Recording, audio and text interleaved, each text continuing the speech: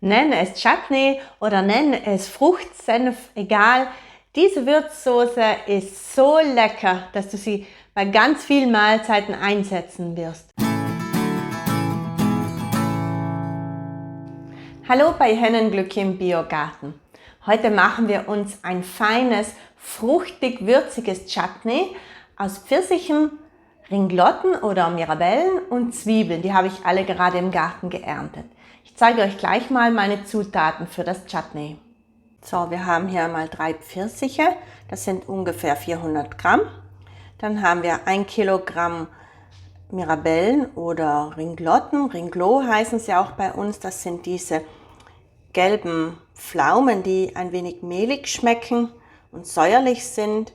Sie sind fürs Marmeladekochen nicht so geeignet oder schmecken nicht jedem so gut, aber in diesem Chutney werden sie uns gerade die richtige Säure und Fruchtigkeit bieten, die wir haben wollen. Dann habe ich hier noch Zwiebeln, das sind jetzt 200 Gramm fast. Einen Essig. Ich habe mir so ein Babyfläschchen aufbehalten, um kleine Mengen Flüssigkeit abzumessen. Das sind 60 Milliliter Essig. Dann haben wir hier Gewürze. Die 3 Esslöffel Senfkörner werde ich gleich im Mörser zerstampfen. Beim Korianderpulver ist das schon passiert, beim Kurkuma-Pulver und das hier ist Salz. Dann brauchen wir noch einen Zucker. Hier habe ich einen Vollrübenzucker aus Italien. Und ich werde das Ganze mit Agar-Agar gelieren. Dazu brauchen wir 3 gestrichene Teelöffel. Die Senfkörner kommen am besten portionsweise in den Mörser, etwa ein halber Esslöffel auf einmal. Und wenn ich vorhin zerstampfen gesagt habe, muss ich das gleich korrigieren, denn wenn ich stoße, stößt der Senf nämlich zurück und springt aus dem Mörser heraus. Also ist zerreiben vielleicht das bessere Wort. Womöglich kann dabei auch ein Mixer helfen. Ich habe nichts gegen ein bisschen Muskelarbeit. Der Senf muss nicht ganz fein zerrieben sein. Nachdem ich nun das Mörsern des Senfs als kleines Workout zu Ende gebracht habe, kommt der feinere Teil der Arbeit. Ich werde die Früchte schneiden und fange mit den Pfirsichen an. Blättrig will ich sie haben. Man kann die Pfirsiche häuten, indem man sie mit heißem Wasser kurz überbrüht und dann abschreckt, aber bei reifen Früchten lässt sich die Haut auch so gut abziehen. Frische, vollreife Pfirsiche schmecken natürlich am besten. Wir haben das Glück, dass wir sie im Garten direkt vom Baum holen können. Alternativ könnt ihr für das Chutney auch Nektarinen, also glatte Pfirsiche, verwenden. Die müssen dann nicht mal geschält werden. Die Pflaumen schneide ich, ohne sie zu schälen, in kleine Würfelchen. Der Stein kommt natürlich heraus. Wie nennt man bei euch diese Früchte? Mirabellen, Renekloden oder vielleicht Kriecherl? In Südtirol nennt man sie außer Ringlo auch noch Orschmarterer. Wahrscheinlich, weil man, wenn man zu viele davon isst, Bauchschmerzen oder Durchfall bekommt. Besser, wir verarbeiten sie im Chutney. Die klein geschnittenen Früchte kommen gleich in einen ausreichend großen Kochtopf, damit beim Kochen dann nichts überläuft. Und dann kommt der Zucker dazu. Den Agar-Agar vermische ich mit dem Zucker, damit es keine Klümpchen gibt, und gebe alles zu den Früchten. Wenn ihr keinen Agar-Agar bekommt oder keinen verwenden wollt, könnt ihr auch 300 Gramm Gelierzucker 3:1 verwenden. Zucker und Früchte werden gut miteinander verrührt, bevor wir uns den Zwiebeln zuwenden. Zu den Zwiebeln brauche ich nicht viel zu sagen. Sie bringen Schärfe mit und sollten in ganz kleine Würfel geschnitten werden. Inzwischen hat unser Obst schon ganz viel Saft gezogen. Die Zwiebeln habe ich klein gehackt und gleich direkt mit in den Topf gegeben, denn diese Zwiebeln frisch aus dem Garten, die haben es ganz schön in sich. Also ich habe geweint.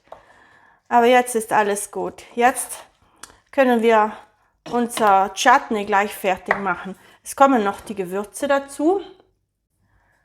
Der gemörserte Senf, Kurkuma, Koriander und Salz.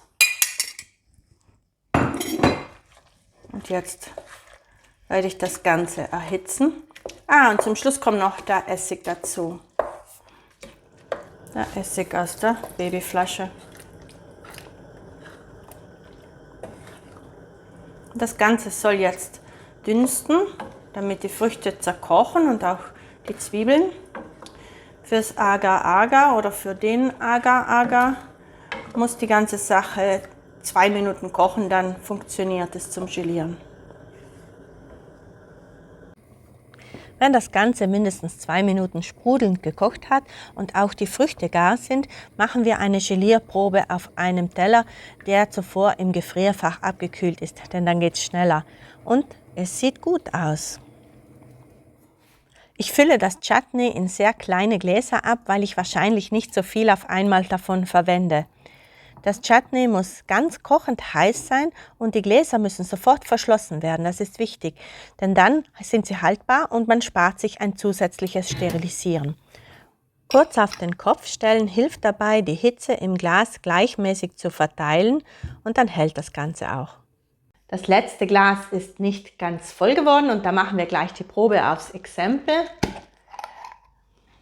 Natürlich, wenn die Gläser mal offen sind, dann müssen sie im Kühlschrank aufbewahrt werden. Haltbar sind sie nur, solange sie fest verschlossen sind. Und ob sie das sind, merkt ihr beim Öffnen, wenn der Deckel knackt.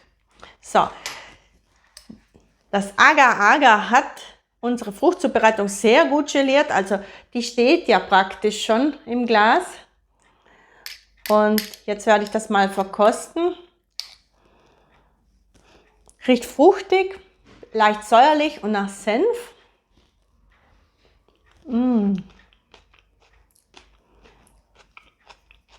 Das Knackige kommt vom Zwiebel.